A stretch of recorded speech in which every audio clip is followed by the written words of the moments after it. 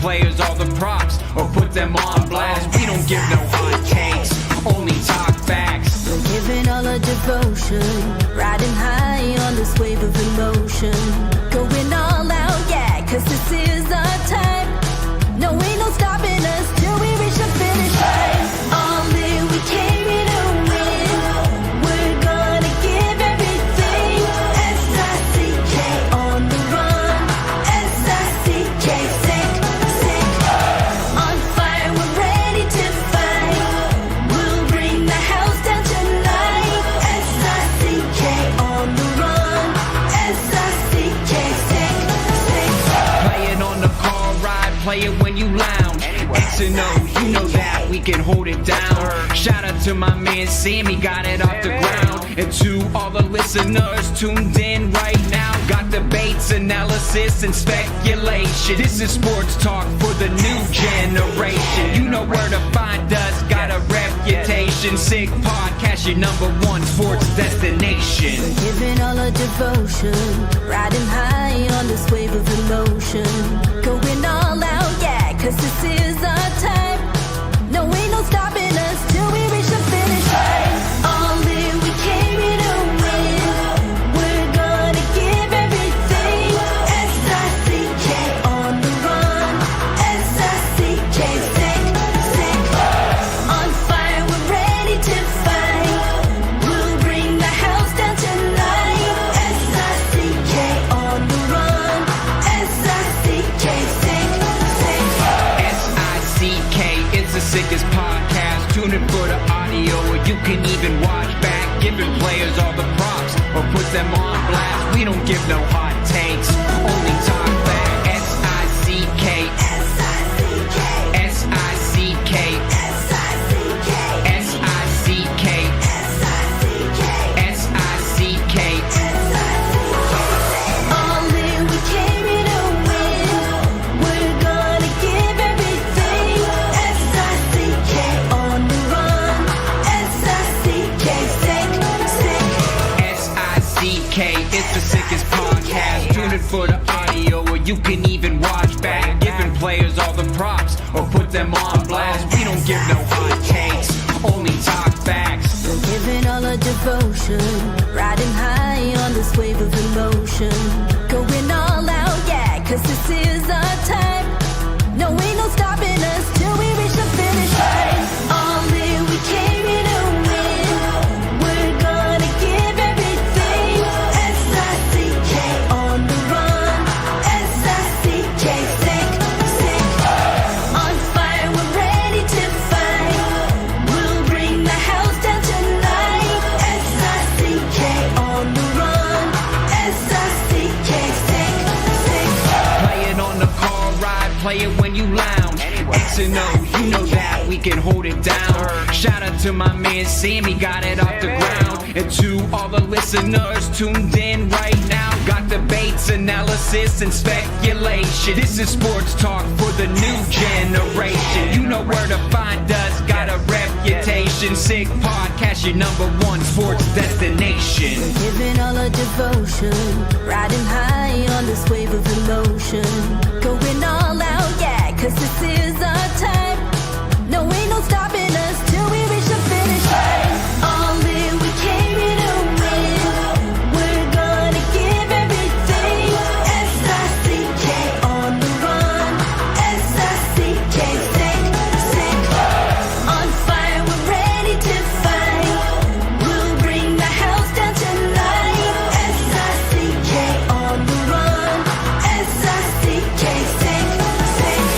S-I-C-K, it's the sickest podcast. Tune in for the audio, or you can even watch back. Giving players all the props or put them on blast. We don't give no hot takes, only talk back. S-I-C-K, S-I-C-K, S-I-C-K, S-I-C-K, S-I-C-K, S-I-C-K. Turn up your volume. Because you're about to listen to The Sick Podcast. The Eye Test with Pierre, McGuire, and Jimmy Murphy. The Stanley Cup winning Colorado Avalanche. And after 22 years, Raymond Mark The sickest NHL podcast. Brought to you by TCS Customs and Logistics. Moving pieces, delivering peace of mind. It's gonna be sick. And welcome to another edition of the Eye Test here in the Sick Podcast Network. He is Pierre McGuire. I am Jimmy Murphy, and we are going to go right to our featured guest. We've had him on here before, and we're glad and honored to welcome on right now four-time Stanley Cup champion Ken Holland joining us here on the Eye Test. Kenny, how are you, my friend? Good. Nice to be with you guys. Kenny, great to see you. Happy playoffs. Yeah. Good to see you, Pierre. And Jimmy. Always a pleasure. Always a pleasure. Obviously, for hockey fans and people in hockey, the best time of the year. Kenny, we'll get right into it. I mean, you look at these playoffs right now. I'll start with the team you last worked with, the Edmonton Oilers. What's your take on them as they head into this postseason? Well, obviously, health is their biggest concern. They've the last month they've been ravaged by injuries, so not sure where they're at. But obviously, Leon didn't play the last while, and Hyman missed some games, and I think they've announced Ekholm's out for the first round. Klingberg was hurt. Troy Frederick, they got him into trade, and he played, I think, 7 minutes, one game. So, that's a big part of, as Pierre knows, being a part of it. That's a big part of being successful in the playoffs is the health of your team. So, obviously, hopefully they're getting these people back and they can find some chemistry quickly. That should be a great series. Obviously, it's the fourth year in a row that they're going to meet. I think LA is probably a little bit different and a little bit better than they were, with the growth of some of their kids internally and a couple of moves that they've made. So that's shaping up to be a tremendous series. Two teams that know each other real well and have a real rivalry. What's amazing about that series, LA's got the best home record in the league. All they got to do is win 4 games at home and see you later, alligator at Edmonton. Kenny, that being said, you did such a great job in Detroit building through the middle. I remember your teams like it was yesterday. You look at Fedorov, you look at Yzerman, you look at Draper, 1, 2, 3, boom, through the middle. You're dominating teams. I can't believe what Colorado was able to pull off this year, Kennedy. Nathan McKinnon, Brock Nelson. You look at Charlie Coyle, and then you go to Jack Drury. Kenny, I can't believe teams just gave away centermen like that. Yeah, they did an unbelievable job of overhauling their team over the course of the season. Obviously, they weren't happy with their goaltending. They've got 2 brand new goaltenders, and they both played well. And as you said, Pierre, they acquired center icemen. They're so hard to get. And when you get your hands on them, you want to keep them because you got to be defense. Strength down the middle, on defense, a goaltender and up front. So McFarland and his people there, Joe Sakic, they did an amazing job, I thought, in overhaul and adding to their team and making their team a lot deeper. And then obviously the X factor is Landeskog. He played 2-3 games there with the American League team. So if he can join them and stay healthy. What an addition! Big, strong, power forward leader that they're adding to their team is. And then on the other side, obviously the injury to Robertson in the last game of the year with Dallas, and these you're always going to have injuries, but you just hope you're not getting your top people injured. But certainly injuries are part of the puzzle. If you want to go on a long playoff run, staying healthy, being lucky with health. For sure. Kenny, when you look at some of the teams right now that are in the playoffs, when I look back to your days in Detroit, before you guys won in 97, you're kind of always knocking on the door, right? And then finally you busted through in 97. Is there a team you've sort of been watching over the past couple of years that you're waiting for them to just take that next step and go further in the playoffs? Well, I mean, I think, I totally agree with you. I think you gotta bang, I said when we went to Edmonton, you gotta be in the playoffs, like 6, 7, 8 years in a row. And right. And then you gotta believe that all those experiences one day are going to be the difference that you're ready for those situations when you might be down 3-2 in a series going on the road. And you've done that before. And, certainly I think, what is there, 4 teams in this year that haven't been in before? Montreal, Ottawa. St. Louis, Montreal, and Ottawa. The Ottawa. other Yeah. 12 teams, the Carolinas and the Colorados, the Edmontons, the Dallases, Florida, Tampa Bay.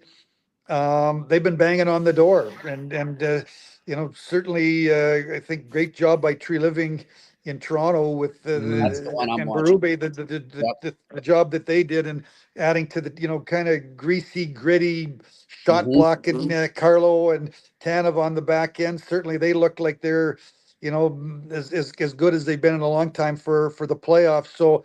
I totally agree. I think you got to keep banging away and banging away and banging away, and you got to be there and you got to be there. So, is there any one team?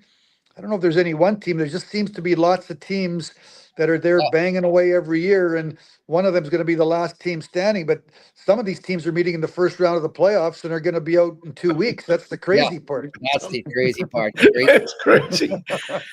Jimmy, Kenny's a Hall of Famer for a reason. He won a lot. But what he never got enough credit for was his ability to dominate in the Russian scene. Now, he's going to deflect and say, we had guys over there, Håkan Anderson, this guy, that guy, the late Nick Polano. I get it, Kenny. I get it. And I admire you for that. But there's a guy in Montreal right now, Ivan Demidov. He's a special player, Kenny. I think you know that. Yeah. Would you compare him? Is it fair to compare him a little bit to Fedorov? Is it fair or is it unfair, Kenny? Well, first off, I hate comparison, but Pierre, I would say this. Obviously, what he did in the KHL this year as a 19-year-old is, I don't know if anybody's ever done it, or hardly anybody ever does it. Nobody ever did what he did in the KHL. Like, he's not far off of a point a game as a 19. That's a real professional league. Yeah. He's playing against men. So, and then you watch when he comes over. In the first game, the impact that he had the first night, 7 minutes in, he's got an assist, makes a great play on the assist. Like, it's not just a secondary assist. Like, he made a great play and he shimmy shaked the guy and shook him off, created space, and his teammate shot the puck in the net. And then the goal, in tight, maybe most young kids would kind of flip it into the goalie's belly. He hung along and took the puck laterally and threw the puck in the net. And then throughout that game, created moments when Dan Milstein, not before Dan Milstein, Pavel Datsuk had an agent, Gary Greenston. And I remember Gary Greenston used to say to me, he used to use, Pavel creates moments. Pavel Datsuk, he would create moments. And those moments are, creating scoring chances, either for yourself or for others. And in a couple of games, that's what Demidov has done in Russia. He's created moments. He's created opportunities. And for a 19-year-old to come into a team that's trying to make the playoffs, 2 high-stress games against, certainly it was Chicago and Carolina didn't have quite their full team, but they're must-win games and they're high-pressure games. He had lots of swagger, lots of confidence, seemed to enjoy the moment. It leads you to believe that, within what he's obviously done in the KHL this year, leads you to believe that he has the chance to be a special player. Jimmy, I just want to share this with our viewers and listeners because I know Kenny's body of work really well. I used to be out on the road with him, so I kind of know what he did. So think about this. Pavel Datsuk was a 6th-round pick. Slava Kozlov was not a 1st-round pick, but Kenny, pretty good player. Really good player. Sergei Fedorov, pretty good player, Kenny. Yeah. Pretty good player. They took Konstantinov, I think he was 11th or 12th round pick, just so everybody knows. Right, Kenny? Yeah, 11th round, yeah. The one guy that didn't do it, and I want to hear what Kenny has to say, Igor Grigorenko. Kenny, had he not been in a car accident, would he have been a great player for you guys? Yeah, he had a chance to be something special. I watched him play before the car accident. I think he was 19. He was playing for the Russian national team in the I believe it was the Sweden games, and he had a couple of goals. And he wasn't tall, but he was built like a tank. He was strong. He was solid. He had a scoring touch, and he certainly we thought that we had found a player that was going to be a real impact player for the Detroit Red Wings. Unfortunately, when I think he was 19 or 20, he was in a car accident and wasn't really the same after a very, very serious car accident. Took him a long time to come back, and he wasn't the same after. But thought he had a chance to be a special player. So, but these special players, you kind of, pretty quick.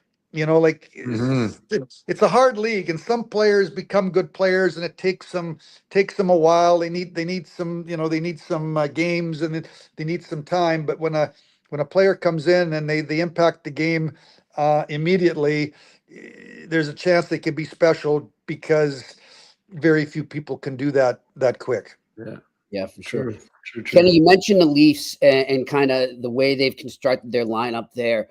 Do you think enough teams, you talked about being greasy, right? Do you think enough teams realize, you got to have those guys at this time of year? Because sometimes it seems teams fall too in love. We're talking about exciting, skilled players. Sometimes it feels like teams fall too in love with skill and forget that part.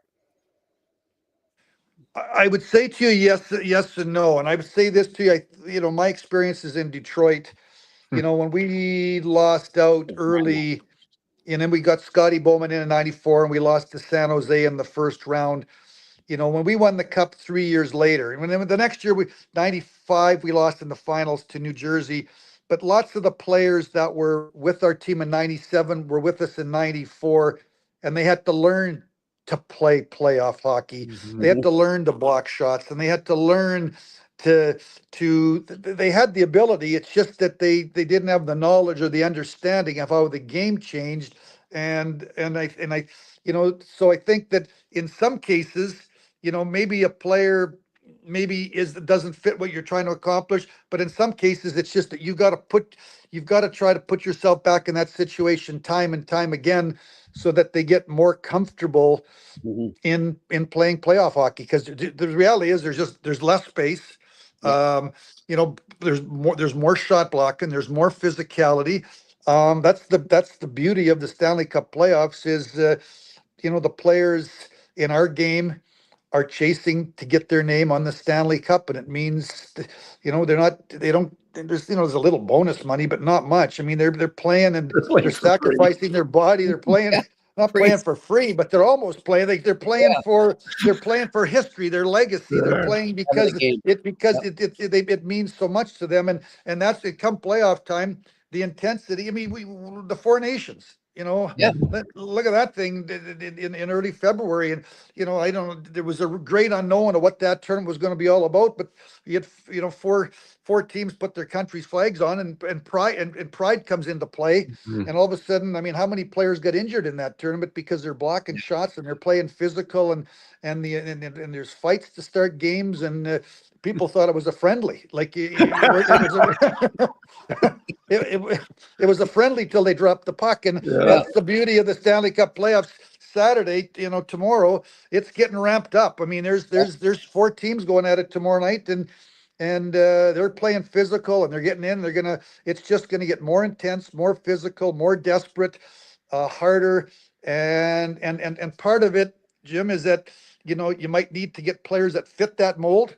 And the other part of it is that you've got to be in there multiple times, and your players need to kind of understand that, I got to play a little bit differently, and they have the ability, but it's an experience factor. Jimmy, Scotty put them together, the grind line with McCarty, Draper, and Maltby, but the guy that acquired them is sitting right here on our show. Draper was a unique acquisition. I'm going to let Kenny talk about it.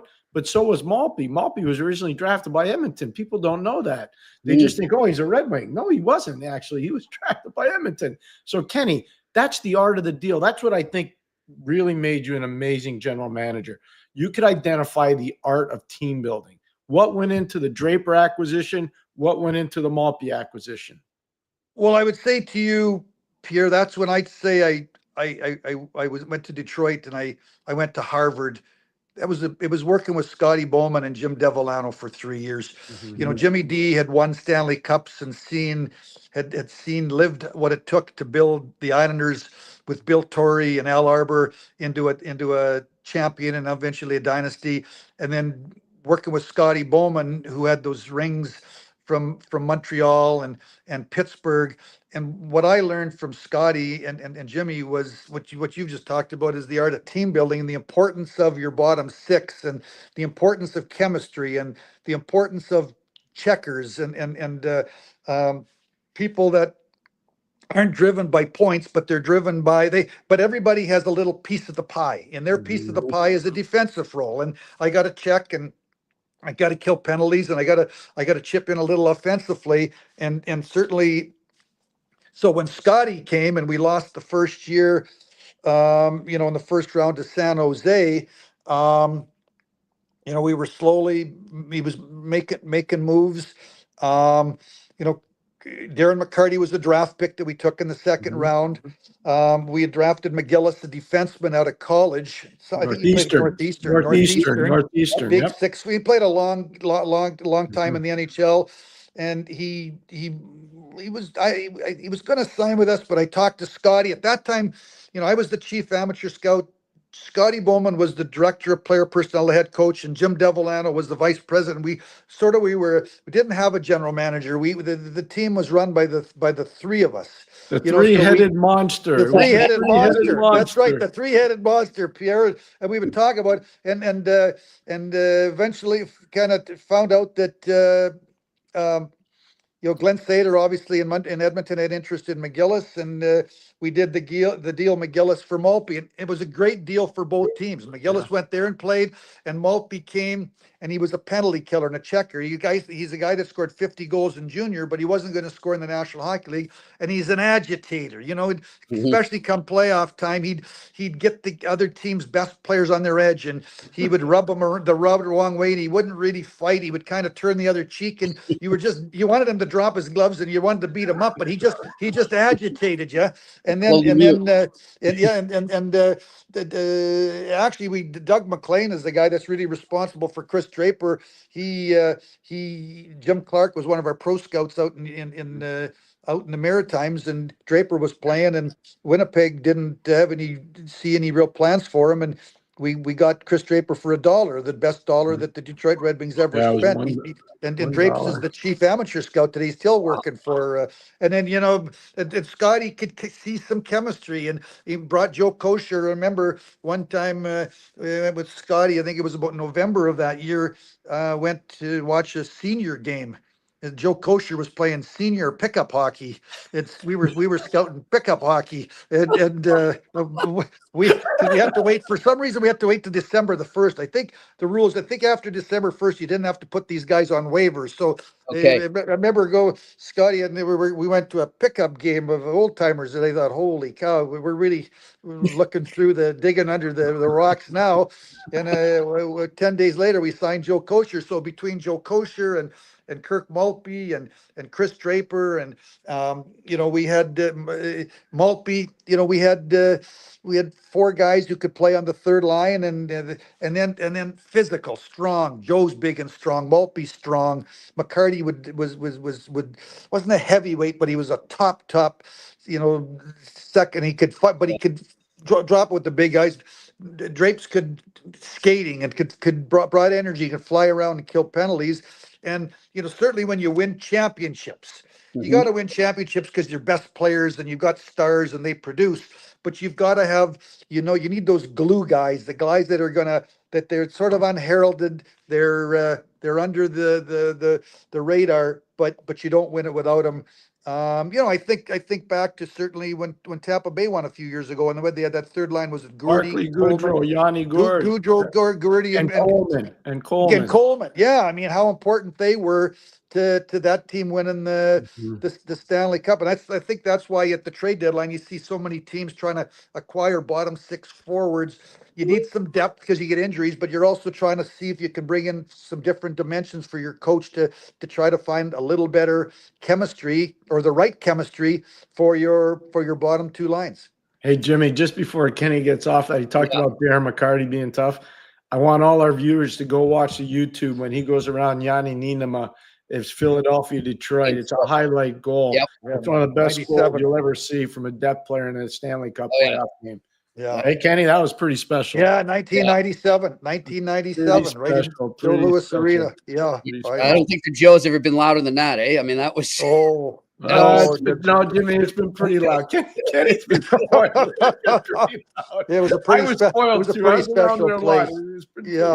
It was a pretty. But you know what? This time of the year, I mean, I was obviously in Edmonton last year. I mean, Game 6 when we played Florida at home, the passion, the intensity of the fans, and it used to be a Canadian thing that you'd have the game, and then outside the rink there'd be thousands of people. Well, now that's the U.S. teams are doing it, and they're Yeah. shutting down the rinks around. I mean, that's the beauty of our game, is the passion that comes out. The fans bring the passion that comes out, and the fans are feeling the passion from the players, and playing their players are feeding off the passion of the fans, I can remember, lots of times in Joe, but in Edmonton too, it's shaken. The fans have got the building rocking, and I remember last year in Vancouver when we were up 3-0 in Game 7. It was quiet, and all of a sudden, boom, boom, they scored 2 goals in about 2 minutes. It's 3-2 with 5 minutes to go. That Vancouver, you couldn't hear yourself think. The place was so it's in every rink in our league. It has the potential in 16 rinks, because we got the greatest fans in the world.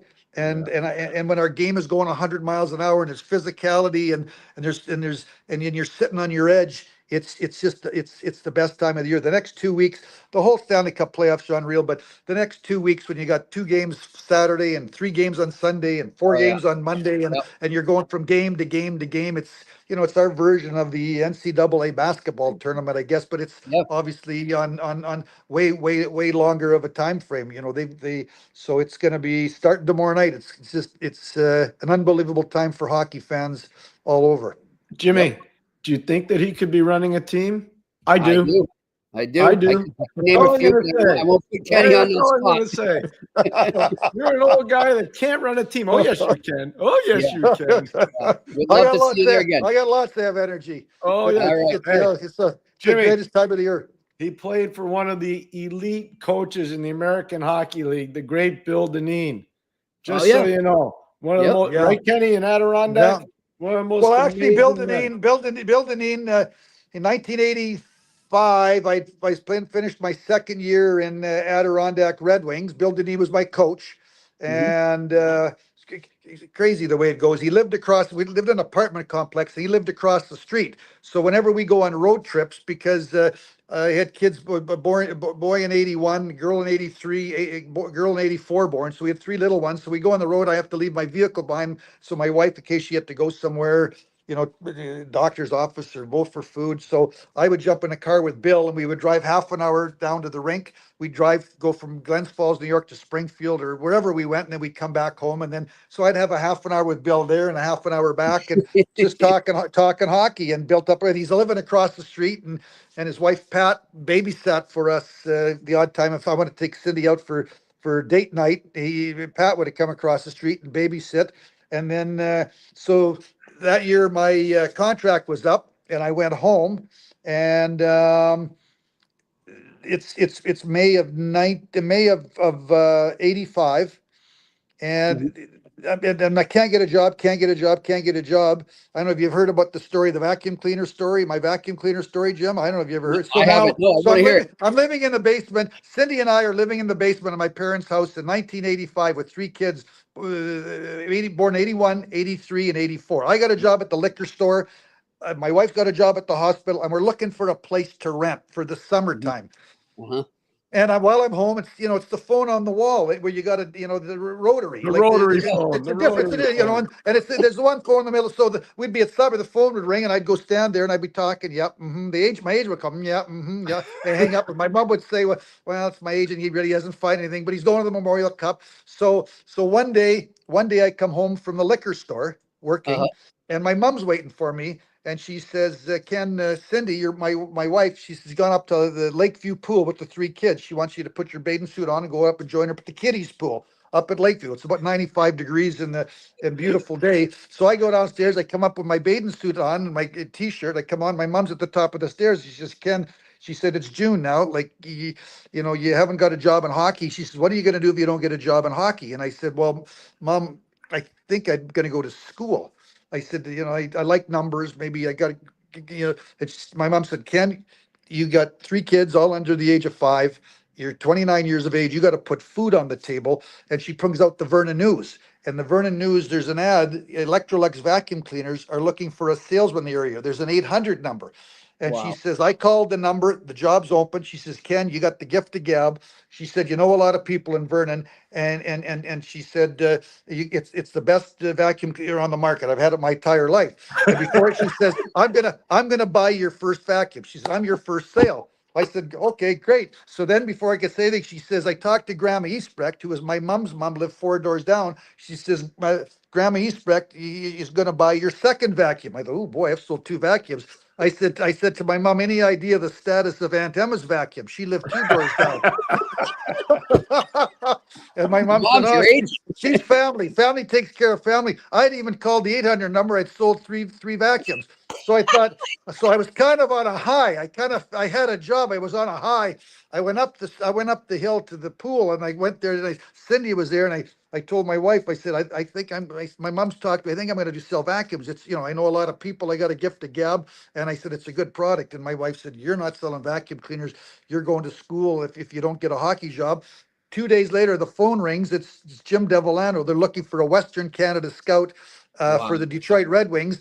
And he had talked the night before to Bill Dineen, my minor league coach. Bill Dineen, who had lived across the street from me in the last 2 years, said to Jim Devillano, I'll bank my reputation. You hire Ken Holland for the Western Scout. He'll do a good job for you. So you brought up a name, Bill. If it wasn't for Bill Dineen, I would have been, I don't know where I would have been, maybe selling vacuum cleaners or gone to school. But Bill Dineen talked Jim Devillano into giving me a job in hockey. And I've been in hockey ever since 1985.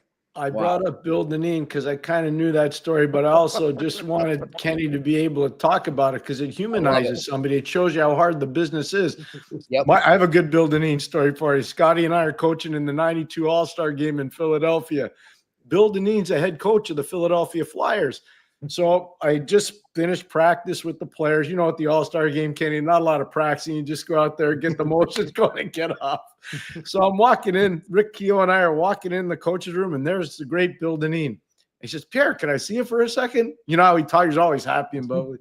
So I said, yeah, sure, coach. So he puts his arm around me, and he says, hey, I set this room up for you and Scotty and Rick. You got my office. Come on in. I want to show you. He opens the fridge. It's full of, he had checked what we like to drink. It was full of everything. Bill was amazing. What an amazing man. And Jimmy, I just want to say this. Attention to details, Jim. Oh, amazing. Jimmy, Kenny will appreciate this.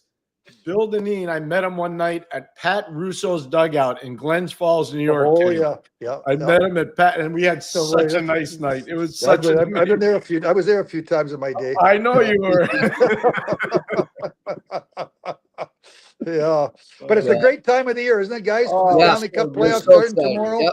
I mean, there's any one of these teams can go on a long playoff run, and the game is such an incredible spot with the competitive balance and the great young players. We've talked about Demidov, and the St. Louis Blues have been a great story. Montreal Canadiens getting in Ottawa. There's so many great stories. Yeah. Ovechkin breaking the Wayne Gretzky's goal scoring record. It's just, there's been so many amazing stories this year. So I'm excited to get into that. I'm in Toronto, and I'm going to be in the you're in the video. war room. Make sure you make I'm going to be in the the situation room for the next week. So I'm excited. Well, we hope to see you in the press box soon, all right? I hope to be in a press box soon too. Bring your vacuum to me, all right? We know. Electronics. Thank you, Kenny. Thanks, Kenny. Have a good one. Oh yeah, love it. Thank you guys. Kenny. Take care. Kenny See you in Holland a race. joining us here. See you later, Kenny. Kenny Holland you. joining us here on the eye test. That was great. What a great story. People are asking too, did he actually end up selling those 3 vacuums? I'm going to say no. I'm Or going to did say no, but I'll just tell you this. I spent a lot of time in a row with him. And when Scotty got hired by Detroit, Kenny called me. There were no cell phones really back then. And I was in Hartford working for Brian Burke. And so we went over soup to nuts, what Scotty was all about. Kenny really didn't know him. Right. And so we went over a whole debrief on Scotty. It was awesome. Kenny wanted to find out, like, attention to detail. Right. And he wanted to find out what's great about Scotty. What do I need to be worried about? And I said, well, you don't need to worry about anything. Yep. I said, the biggest thing is just he's going to bring a whole lot of intelligence to your group. Use it. Like, listen to him. Use it because you'll learn so much. So it just showed, again, I'll never forget going into Kelowna to run practices for Mark Habscheid back in the day. And Kenny was managing the Red Wings. And Kenny had a house in Vernon, and we would go into Vernon. Kenny would be there like scouting, even though he's a manager. We'd go into Vernon. He'd invite us over for dinner. He's so nice. He was so nice. It was amazing. Really That's nice. great. Good stuff. Good stuff. Before we go on, and by the way, speaking of Scotty, Pierre, you know about my friend who hasn't been doing too well, Jeff. Yep. Him and his mother were watching us from the hospital the other day, and we had Scotty on, and his mom said, "There's no way he's 91. You're full of it. There's absolutely." She could not believe. She said, she's like, I closed my eyes and I could have sworn he was somebody your age, Jimmy, talking. She said it was amazing. And she doesn't even know hockey. And she said, I was so enthralled with all his stories and everything he was saying. And she said, I learned a lot, and I don't even know hockey that well, but now I do. So here's a good one for you. Tonight, there are no NHL games, but there are a lot of American League and East Coast League playoffs have started. Yes. I'm just telling you, I know he's going to be watching. Oh, yeah, I know. I'm just telling you. As well. I know I'll be getting, what do you think of that guy? What do you think of that guy? And I'm like, okay. Hey, by the way, we spoke there about the KHL and our Ivan Demidov there too. I want to let our listeners know that this coming Monday at around 4:00, Pierre, right off the top of the show. Right off the top. We are going to bring on SKA St. Petersburg head coach and vice chairman Roman Rottenberg, who, of course, coached Ivan Demidov before he came over to Montreal. Looking really forward to that. Pierre just set that up. So be here for that. Another great guest here in the eye test, Roman Rottenberg. Will be joining us such a nice here in the eye test. Yeah, I had such a nice visit with Coach on the phone today. He had just taken the train from Moscow to St. Petersburg. He had just gotten off. And we were talking about player development and their way, how they want to try to go forward with player development and internal development. And this is a big weekend for them. They're trying to set up their academy a certain way, and they're celebrating some of their championship teams this weekend. It's a big weekend in St. Petersburg for hockey. And, it was a fascinating discussion.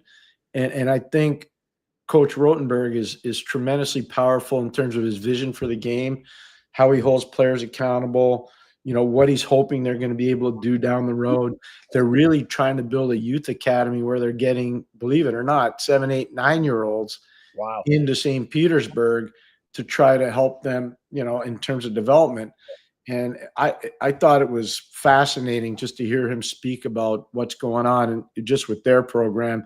And listen, he was very respectful of all the other teams in their league. It's a huge league. Obviously it's a vast country, but you could see these guys are going to be proactive. Like, they're not sitting back. Yeah, they got Demidov that's left and got to Montreal, and they got Nikishin who's going to Carolina, and all the Tony DeAngelo played there this year and played for the Islanders. So they got guys filtering through their system, but they want to make this like a consistent thing. Right. And so I think it'll be, for our viewers and listeners, it's going to be very fascinating to hear what he has to say. Yeah. And here's the North American perspective. You know what I mean? That's all you can get, right? It's going to be great to see the other side and how we were talking about players that he had done research, because he was like, well, Pierre, you were involved in this guy and you were involved with that, it was really good. It was fascinating to hear, some of his ideology and what he's going forward with. So I'm looking forward. I didn't think I'd be able to get him to come on.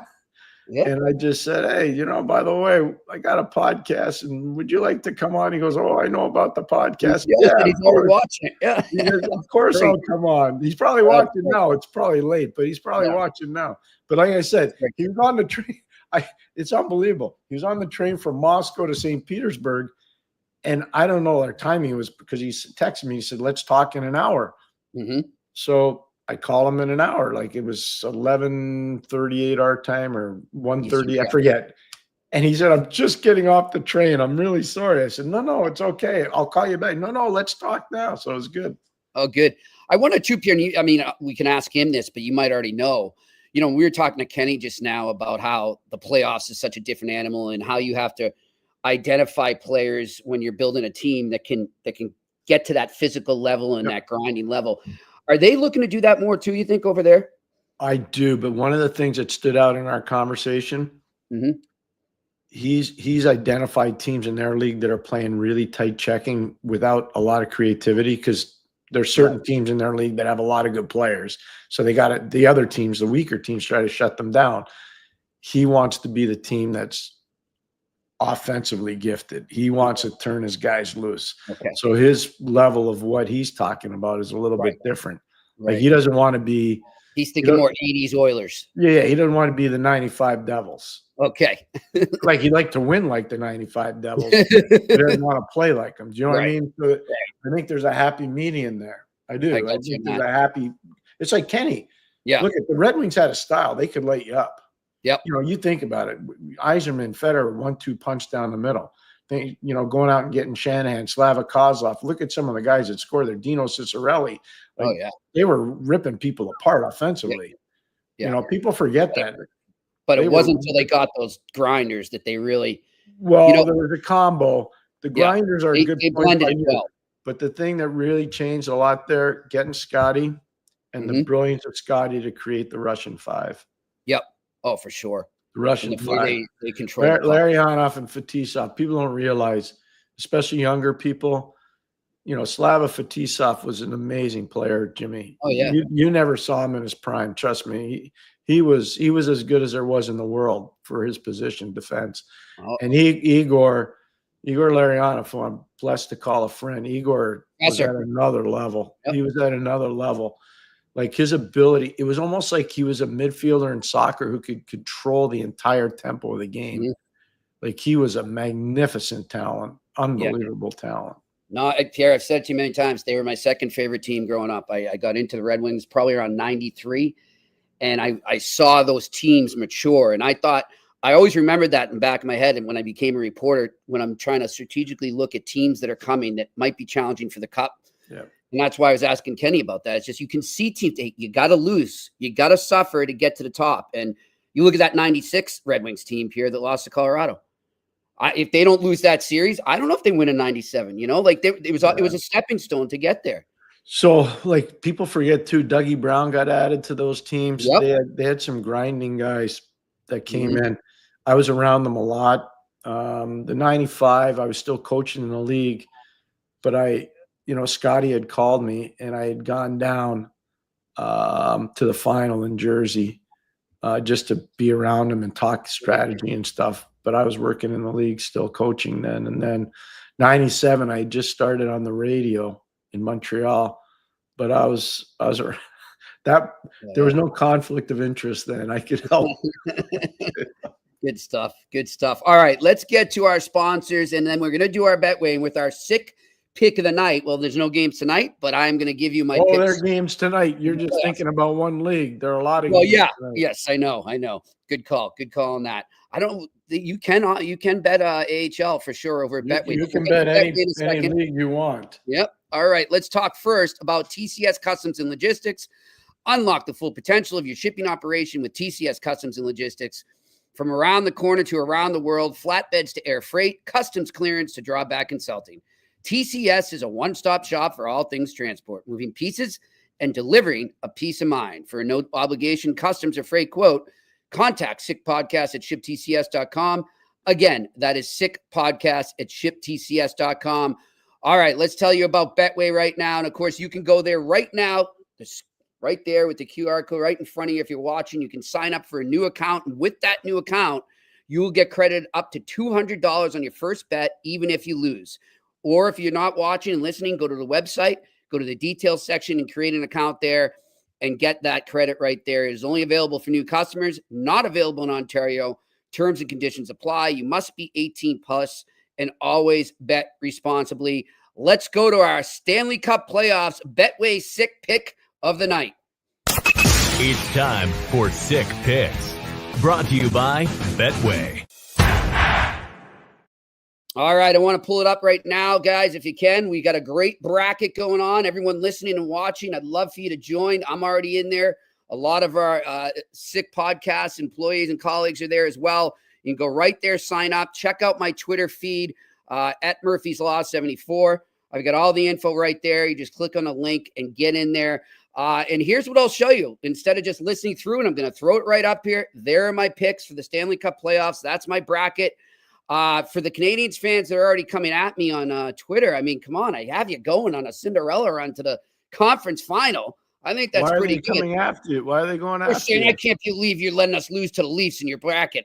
I said, Wait I'm just telling you to see it. Wait a second. They're the 8th seed. I Are know. They going to beat Washington? I know. They're still going to.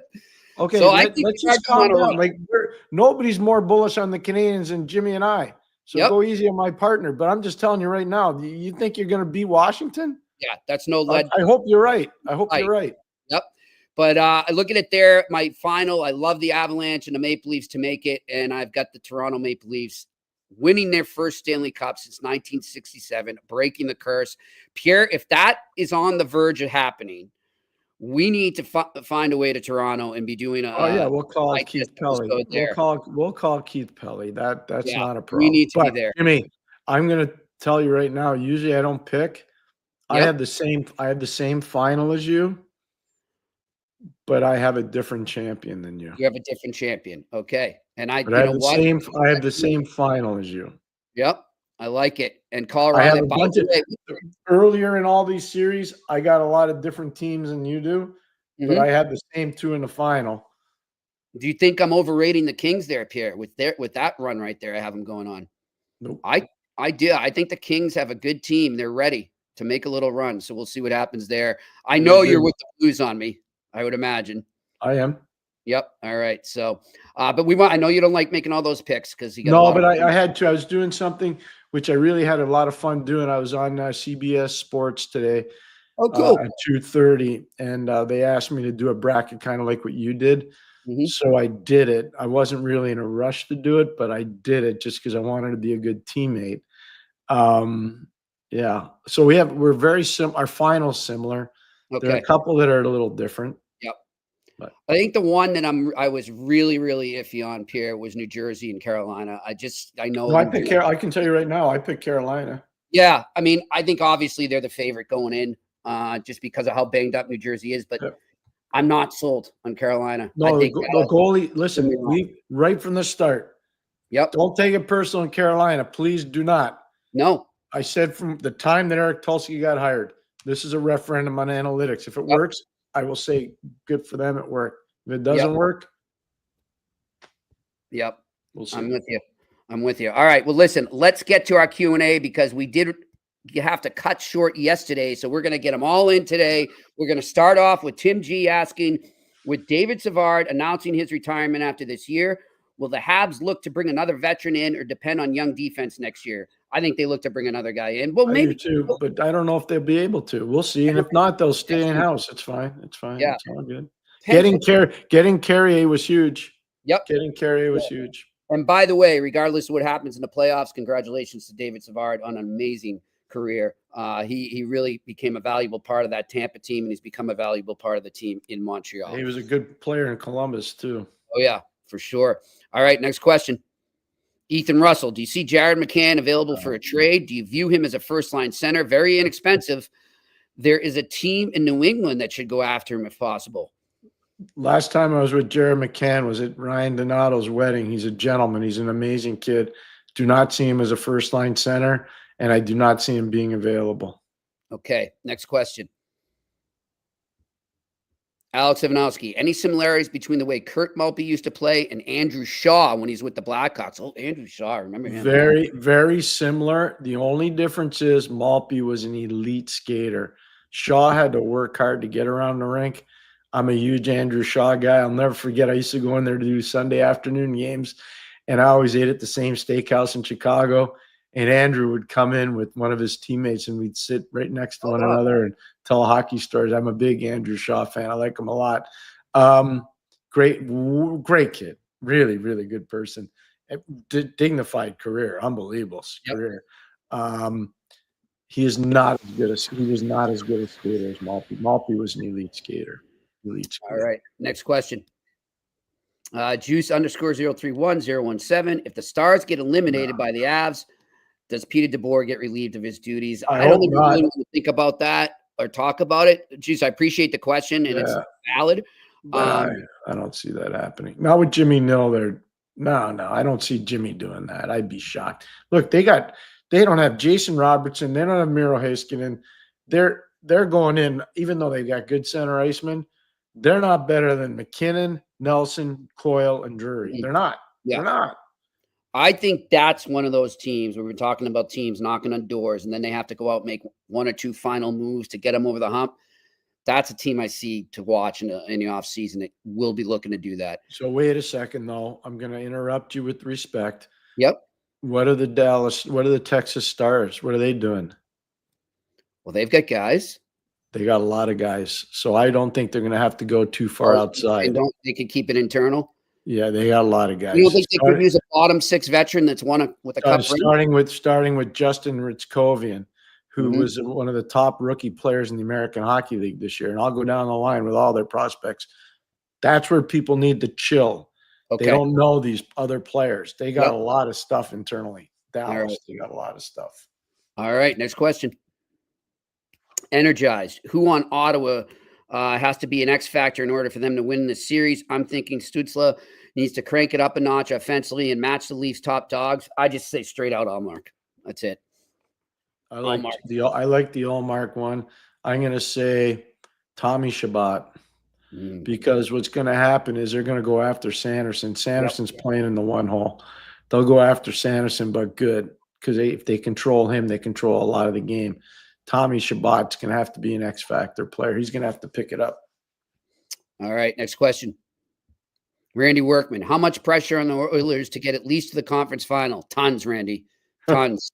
But as Kenny pointed out, they are so banged up right now. It's going to be tough. They're massive pressure. All the experts pick them to win. Yep. Jimmy, if people want, we can go back and get the receipts and we'll put them on the air. I didn't pick them. You didn't pick them. No. But I know that everybody else did. Yeah, not to their fault. They were overhyped. No, yeah, they can't control that, but they were overhyped. Yep. All right, next question. Peter Puck. Happy Easter, boys. You too, Peter. Hope you have a great weekend. Do you think anything happens with Panarin and the Rangers? Well, you know the story, Jimmy. You want to talk about it? I don't want to get into exactly everything that happened there. I don't want to just. Well, here's a way to do it. There was a settlement between the MSG and a former employee of theirs who claimed that there was sexual harassment between Panarin and the person that used to be part of the MSG. So that's all you need to say. And I don't know what's going to happen with Panarin there. I have no idea. No.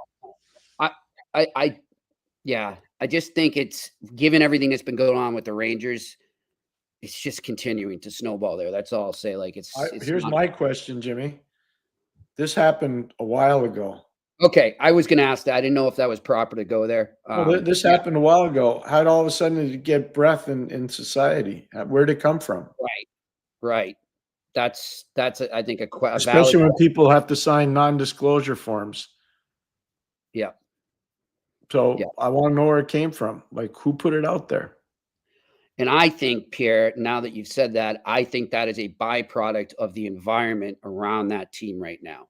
That there are people with so many axes to grind, and it's getting vicious. It is. That's the way I look at it.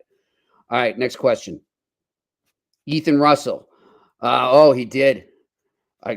Pierre, pronunciation again. Parake looked good last night. Do you see him being a 50 to 60 point guy next year? That fast, do you think, Pierre, or no? I don't. It could take some time. Yeah. Yes. It's one game, but he did look really good last night. He's a really good player. By the way, three guys got their first NHL goals in one game. I don't know if that's ever happened. That's pretty amazing. All right, next question. Dino Nozzola.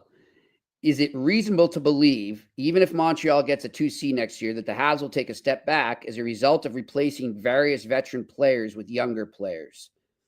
I understand what you're saying there. Did they lose the necessary leadership or balance?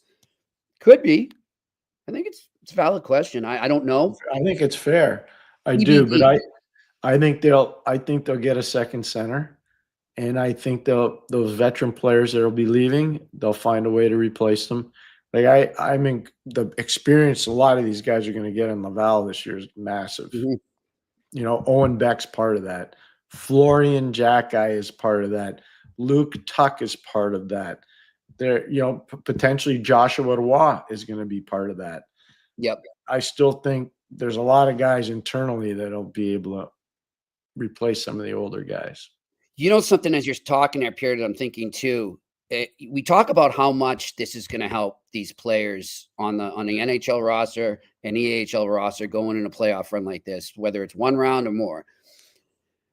Who else it helps is Jeff Gorton and Kent Hughes, who are now able to see firsthand how their team responds in playoff hockey and identify what they might need. We keep getting asked, do you think they need more veteran players next year? Can the young players handle it?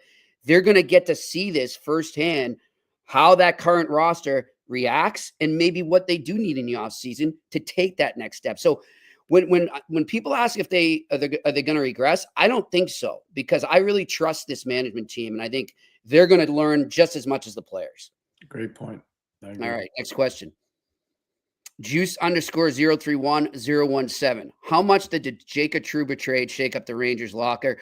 It did. I think, though, as Pierre and I have pointed out many times, it was how it was done.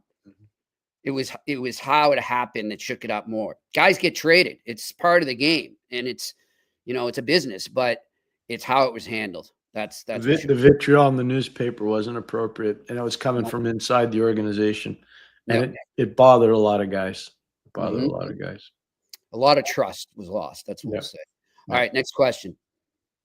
Randy Workman, Jimmy and Pierre, do the NHL teams get involved with their prospects' decisions toward going to NCAA from junior or vice versa? Pierre, I'll let you answer this. You're closer to that. The answer is yes. Okay. And the agents get involved too. So yeah, there's a subtle wink, wink, nudge, nudge, push, push. Yep. So yeah. All right. Next question. Ethan Russell, can you explain some reasons without getting in depth on why you picked Montreal over Washington? I did not pick Montreal over Washington. Okay. I did it, and I would say because momentum. And as I said before, I think that the grade A chase overextended this team a lot emotionally and physically, and in terms of focus. I know they've had some time to recover, but I still haven't liked what I've seen down the stretch. I'm taking the hotter horse going in. That's the way I look at it. I'm concerned for Montreal with the physicality and the size of Washington. That's my concern. And over a 7, if it gets that far, I'm concerned because Montreal's a start on the road. The extra time off helps Montreal. I'll give them that. It really does. But I'm worried about, and I'm just telling you straight up, I'm the biggest Montreal fan, but I'm worried about the size of Washington. Valid point. And Anderson's can take on Tommy Wilson. I get it. But there are other guys there too. There's not just Tommy. There are other guys there. If Washington is executing their forecheck and doing everything that Scotty warned us about yesterday, then the Habs could be in some trouble. They're going to have to find a way to get around that. So we'll see. That's my only concern for Montreal. All right, next question. Alex Ivanowski, are there any teams you see this year that missed the playoffs that might really try and tear it down this off season and go for McKenna? Many teams don't really want to do that for money reasons. You're absolutely right, Alex. I don't think any teams will ever admit that they're doing that, but I'm sure there are teams they're not going to purposely do it, but they're not going to mind if they end up in that spot. I don't know if I put that right. Well, you got to think about over time. What happened with the race for Lindros? What happened with the race for McKinnon? What happened with the race for Crosby? What happened with the race for McDavid? Go evaluate those years. Just look at those years. Yeah. Yep. It'll be interesting. And just see what happened. Yep. We got 3 more questions, and then I just want to bring one thing up here because you deserve to have it brought up regarding the 4 nations. Kenny touched on it. I want to talk about that quickly before we get off. All right, next question. Jocelyn Phillip, do you think Montreal signs Kuznetsov as a free agent? That's one of the hot questions up there, I think, right now, because of how close their exits from Russia were. We'll see. I don't know. Well, I don't know. The one thing I can tell you, Montreal will be more informed than any other team because of Nicky Bobroff. Yep. And also because the Canadians took the time with Vinny Lecavalier, with Kent Hughes, and with Nicky Bobroff to go over and spend time in St. Petersburg. Yeah. Doesn't mean that they're going to do it, but if any team's got the intel on it, they have the intel on it. Agreed. All right, next question. Dave Abbott. What's up, Dave? Do you think Joel Quenneville gets a look at a coaching vacancy? I sure hope so. You should be the number one guy on anybody's list. And if they're not looking at him, then there's a problem. There's a problem. I'm just telling you. All right. One more question, I think. Peter Luck. Hey, Jimmy, if you're taking the Leafs to win a cup, maybe you should lay a little skin on Stolarz as an MVP. Funny you say that, Peter. Funny you say that. No, because I checked Betway this morning. Now, I got to say, I've not been on since about 11. Maybe they've updated. He was not listed as a choice for Conn Smythe, yet they had Joseph Woll. Is there something we know that they know that we don't about what's going to happen with Stolarz? No. Why would he not be listed? I mean, he's Stolarz is starting game one. Yeah, I found that very interesting. I don't know. So maybe that's changed. We'll check it. And I would consider him. I honestly would. But if I'm looking, I'm thinking Mitch Marner if I'm picking a guy from Toronto. All right. So I think that's it for our questions. Are we correct? We're good? Yep. All right. Quickly. Ken Holland alluded to it unprompted, talked about the injuries at the Four Nations and how it's affected so many teams. Pierre has been an advocate for this from the get-go. Well, I want to go to a Charlie McAvoy clip because I have not heard a player be this open about suffering an injury there and the effect it's had on him, not just physically, but mentally. This is Charlie McAvoy yesterday talking about the injury he suffered, the staph infection at the Four Nations face-off. Back now on the Four Nations, are you still able to look at it as the positive experience, like the experience that you had there is all positive? Is it like mixed now just because of the way it ended? Mentally, emotionally, physically, I've gone through so much because of that damn experience. Yeah. Like, it cost me my season. It cost me my sanity in a lot of ways. Like, none of this has been easy, and I get emotional and I talk about it. And like, look, yeah, it was an incredible experience, and I waited my whole life to be a part of something like that. But the way that it ended and the aftermath of it and what I had to go through, it cost me a lot more than I was willing to give. And that's unfortunate. But it's over now. And now I can finally put it to bed. And after we talk about it, I don't want to talk about it ever again, honestly. Yeah. Because it cost me a lot. Pierre, I mean, if you're an owner or you're the PA or you gotta listen to that and you gotta be thinking twice right now. And I know they're locked into these tournaments again, the Olympics and then another World Cup, but that was tough to hear. It's heartbreaking. It really is. I know you know Charlie McAvoy. Yep. I know Charlie McAvoy really well. He's sincere. He's a tough kid and he's sincere. Yep. That's a great description, Jimmy. That's heartbreaking to hear that. Jimmy, I told you before this tournament started. Yes, you did. There was going to be a problem. And I'm not going to say anything about the people that were writing about it.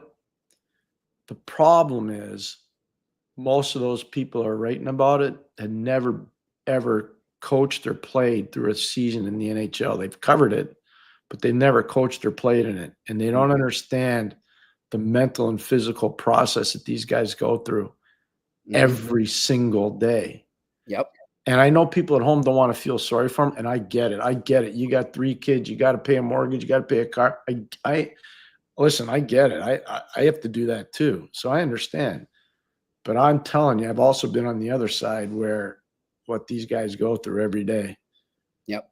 And I can't believe before the tournament started, I never read one article saying what's the positive of this and what's the negative. Mm-hmm. Never one. And unfortunately, we And saw if there is one, please present it to me and I will apologize. Yeah. And unfortunately, we've seen way too much negative. In my opinion, it's Oh, outweighed. we said it before it started. Yeah. Said, this is going to be a problem.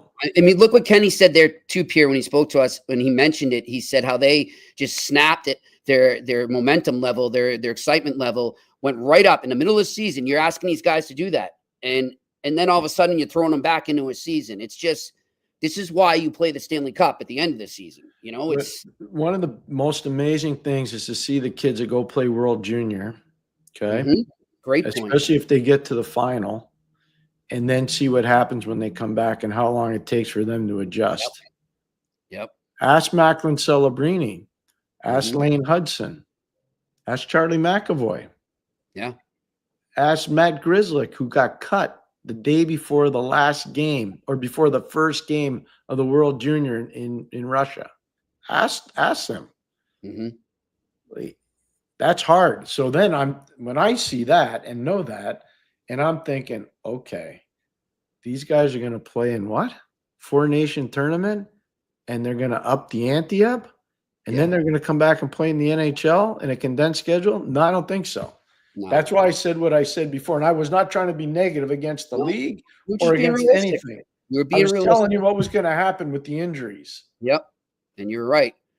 And, you know, I would just do the Olympics. I have no problem with the Olympics. Every athlete aspires to get to that point and play in that environment. But I don't know. I'm against the World Cup. After hearing that. You do know. You're right on. You're saying very good things. You're not making it personal. Okay. You're just saying, I care about the players. Yeah. I want the players that if a guy's supposed to have a 15-year career, I want him to have a 15-year career, not an 11-year career or a 12-year career because he got hurt. Do you know, I don't think people realize how sick Charlie McAvoy was. Oh, yeah. I urge you to go read the stories. I mean, they're out there right now, or go listen. Charlie McAvoy was deathly ill. Yeah. His shoulder was swollen up, and they had red lines coming from the infection down through his chest. Yeah. I don't think people realize about it. Yeah. Hey, Eric, I heard a story. I'm not going to tell you the person that told me because it's not fair to him.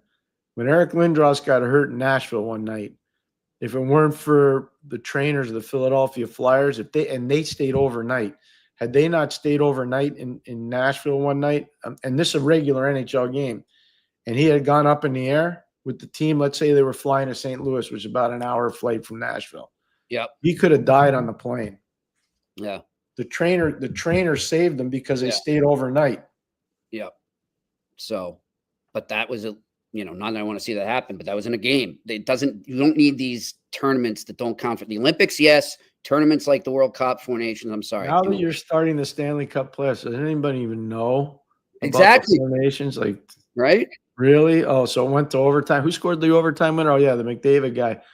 Who were the teams that played? Canada won, so we know them. But who else? Yeah. Yep. I hear you. All right, listen, let's end on a positive note. Happy playoffs to everybody. Happy Easter weekend. Happy Easter weekend, everybody. And go sign up for that bracket. Love to have you in there. I can't wait to see everybody's picks, and we'll talk about those as we go on through the tournament. But until Monday, enjoy the games. Don't forget Kenny Holland. What a job he did. Have I ever forgotten a guest? No, but I just want to remind you. Don't you worry. And a wonderful big thank you to Kenny Holland. That was just another amazing interview with him, and I love the vacuum cleaner story. Who's coming on Monday? Roman Rottenberg will be joining us here on the eye test on Monday. Looking forward to that. But until then, enjoy the playoffs, and thanks to our staff up in Montreal. We will see you back here in the eye test on the Sick Podcast Network this Monday. And that's a wrap. Hope you don't miss us too much until next time. Follow the Eye Test with Pierre McGuire and Jimmy Murphy on YouTube, Facebook, Google Play, and Apple Podcasts.